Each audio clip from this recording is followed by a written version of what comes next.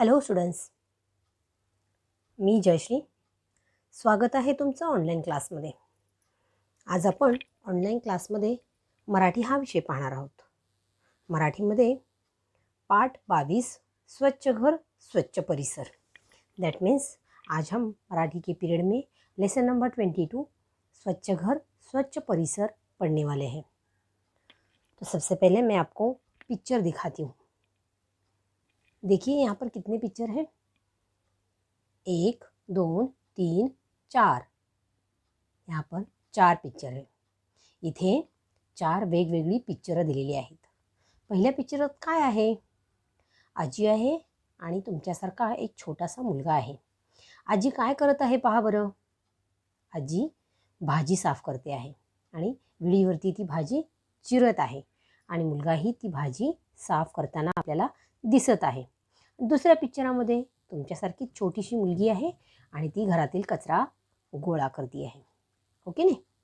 आणि तिसऱ्या पिक्चरामध्ये आपले बाबा म्हणा किंवा काका जे कोणी आपल्या घरातले कचरा केलेला जो आहे तो कचरा आपण डस्टबिनमध्ये टाकतो, म्हणजे कचरापेटीमध्ये टाकतो. तर ओला व सुका कचरा वेगळा करा. इथे काय सांगितलेलं आहे?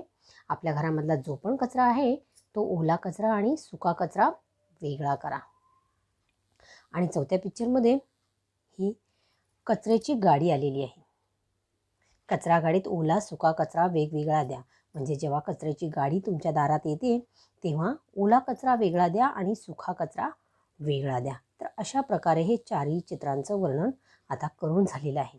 मी परत एकदा तुम्हाला एक्सप्लेन करती. यहाँ पर 4 अलग अलग पिक्चर दिए गए हैं. पहला पिक्चर जो है यहाँ पे दादी जी सब्जी साफ़ कर रही है. दूसरे पिक्चर में ये लड़की घर साफ़ कर रही है. दैट मीन्स सब्जी का जो कचरा निकलता है ये ओला कचरा, दैट मीन्स वेट गार्बेज है. और जो लड़की ने घर साफ़ किया हुआ कचरा जो है ये सूखा कचरा मीन्स ड्राई गार्बेज है. तो ये दोनों गार्बेज जो है, ये दोनों गार्बेज, दोनों कचरा अलग अलग डस्टबिन में हमें फेंकना है. फॉर एग्जांपल ओला कचरा वेट गार्बेज के डस्टबिन में आपको इकट्ठा करना है. एंड ड्राई गार्बेज मीन्स सूखा कचरे के डस्टबिन में हमें उसको स्टोरेज करना है. और ये तो हो गया स्टार्टिंग. क्या किया हमने? सूखा कचरा एंड ओला कचरा, that means wet garbage and dry garbage, उसको हमने अलग अलग कर दिया. अभी वो कचरा घर में रखने वाली चीज़ है क्या? नहीं. सो जब भी कचरे की गाड़ी आती है जहाँ पे सब पूरे जितने भी हमारे आजू बाजू के लोग हैं, उन सोसाइटीज़ हैं, वहाँ का पूरा कचरा उठाने का काम हमारी जो गवर्नमेंट है, हमारी जो सरकार है, उनकी तरफ से कचरे उठाने के लिए गाड़ियाँ आती हैं. जैसे यहाँ पे इस पिक्चर में आपको दिखाई दे रहे हैं. तो जब भी ऐसी गाड़ी आती है आपको पता होगा कि बेल बजती है. आजकल तो हर एक के घर घर में ये गाड़ियाँ जाती हैं, गली में से गुजरती है तो उसका अलग एक सायरन होता है, उसकी एक अलग सी घंटा बजती है. तो उसको कचरे की घंटा मतलब आपको अनाउंसमेंट किया जाता है या आपको सूचित किया जाता है कि कचरे की गाड़ी आई है और घर का कचरा जो है उसको अभी आपको देना है. तो ये तो हो गया पिक्चर का रीडिंग. अभी मैं आपको लेसन रीड करके एक्सप्लेन करती हूँ. ओके. यहाँ पर दिया है वाचा. वाचा मीन्स रीडिंग, आपको रीड करना है. तो मैं अभी रीड करती हूँ. कचरा या समस्येने आता गंभीर स्वरूप धारण केले आहे. प्लास्टिकच्या कचऱ्यामुळे समुद्रात राहणाऱ्या जीवांना धोका निर्माण झाला आहे. आपल्या सर्वांच्या आरोग्यासाठी प्लास्टिकचा वापर टाळणे गरजेचे आहे. बाजारात जाताना कागदी किंवा कापडी पिशव्या सोबत न्याव्यात. त्यामुळे प्लास्टिकच्या पिशव्यांचा वापर आपण टाळू शकतो.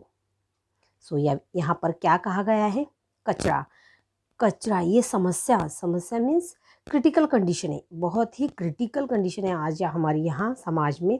कचरा मीन्स गार्बेज, उसको क्या करना है, कहाँ उसको रखना है, कैसे उसका विल्हेवाट लगाना है, दैट मीन्स उसको कैसे ख़त्म करना है, ये बहुत ही गंभीर समस्या है.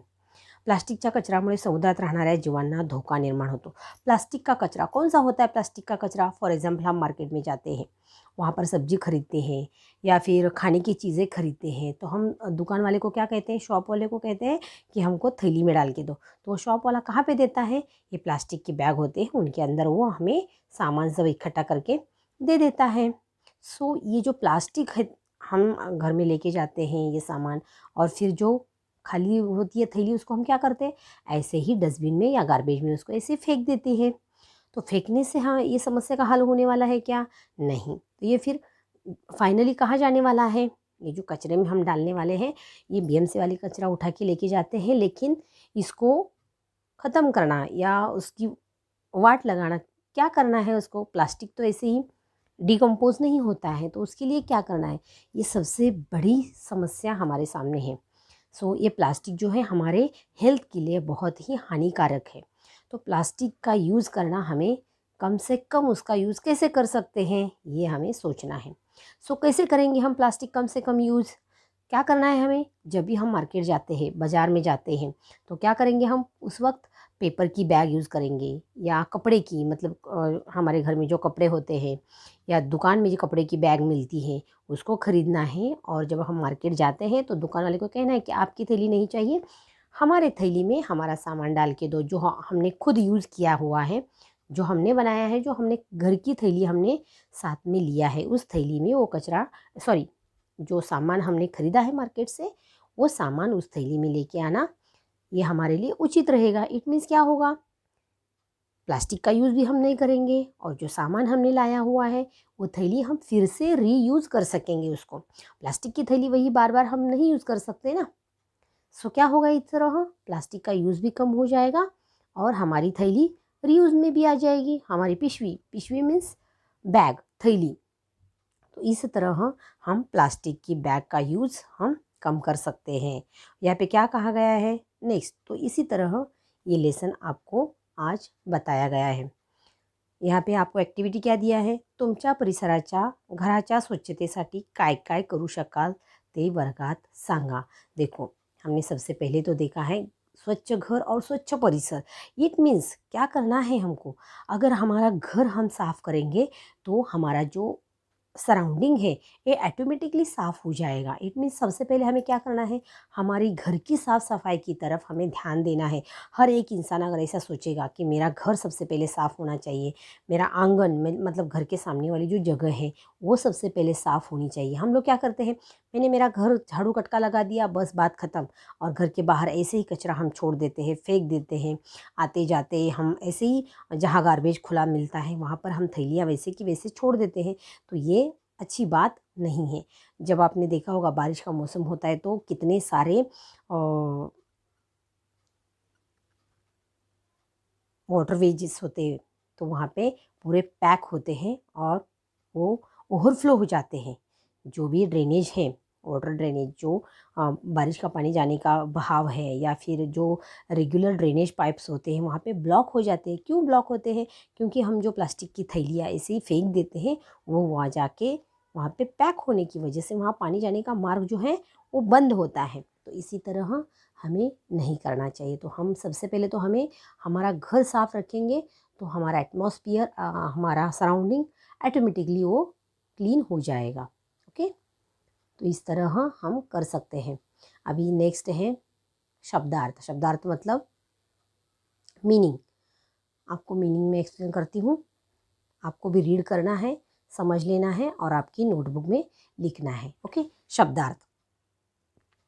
परिसर, परिसर म्हणजे सराउंडिंग।